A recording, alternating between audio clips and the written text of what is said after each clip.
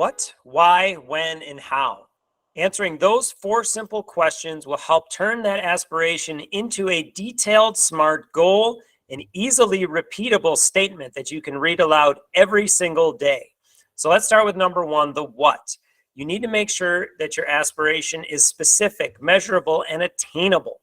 So making sure that you understand the definition of success. We look at that example of losing weight.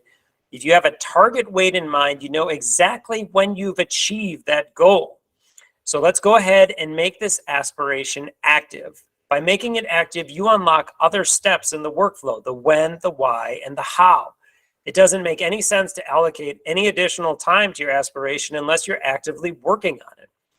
So the why. The why is the benefits that you'll receive from completing the aspiration. It's the whole reason for doing it in the first place. If you're trying to lose weight, you probably want to look good. You want to feel good. You want to be healthy. That is your why. And being able to capture that will give you that added motivation as you proceed through working on your aspiration. Next, the when. Without having a target date in mind, there's no urgency or accountability. You could take forever to complete that aspiration. So create a target date. You can also estimate how many hours do you think it will take you to complete it. Just a great way to gain a little extra perspective. Make sure that you have a good plan in place. Lastly, the how. What is your plan for completing that aspiration? Well, let's go to the next step and you're going to find out how.